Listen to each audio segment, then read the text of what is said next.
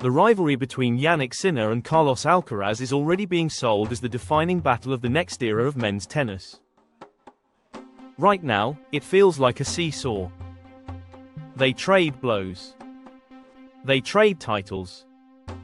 They trade statements. As things stand, Alcaraz has the edge. He leads the head-to-head.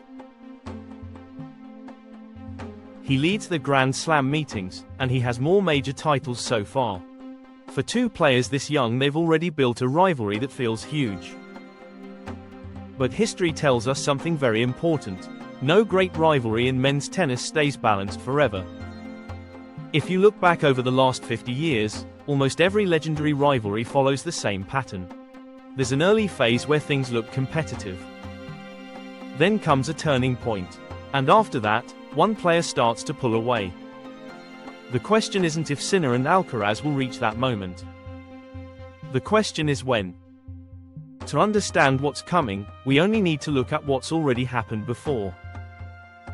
For years, Rafael Nadal looked like Novak Djokovic's unsolvable problem. Early in their rivalry, Nadal dominated, especially on clay. Then came 2011.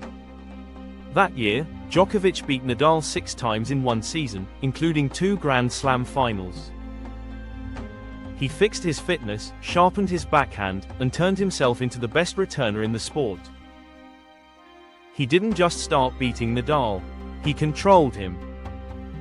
Today, Djokovic has beaten Nadal more than 30 times and even beat him multiple times at Roland Garros. One season changed everything. The same thing happened in the Federer-Nadal rivalry, just much later. For more than a decade, Nadal controlled that matchup by attacking Federer's backhand. But in 2017, Federer changed his game. He started taking the ball earlier and flattening his backhand. From that point on, he won 6 straight matches against Nadal and flipped the dynamic. Federer's rivalry with Djokovic followed the same pattern. They played more than 50 times, and Djokovic won most of the biggest matches, including 3 Wimbledon finals and that famous 2019 final where Federer had championship points and still lost. Go back another generation and you see the same story. Sampras and Agassi played 34 times. Sampras won 20 of them. More importantly, they met 5 times in Grand Slam finals, and Sampras won 4. In the 1980s, McEnroe dominated Lendl early. But once Lendl improved his fitness and power, everything flipped, and he took control of that rivalry too. There is only one great exception: Borg and McEnroe. They were tied at 7 matches apiece, when Borg retired at 26. That rivalry never got its turning point. But almost every other one did. And the pattern is clear. Great rivalries aren't decided by talent alone. They're decided by adaptation, by physical peaks, by who solves the matchup first. Which brings us back to Sinner and Alcaraz. Right now, Alcaraz has the edge. He's more explosive, he's already won more of the biggest matches. But Sinner has something else. He has consistency. He shows up every week. He breaks opponents down. And his game is perfectly built for the modern era, an era dominated by baseline exchanges, endurance, and attrition.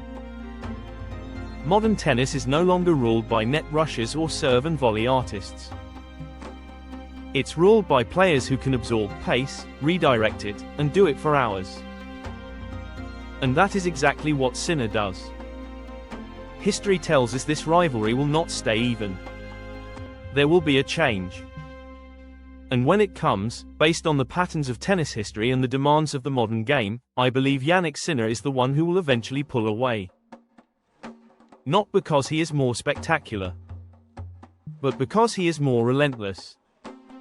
And in the long run, that is what usually decides everything. And so the big question remains: when will that turning point come?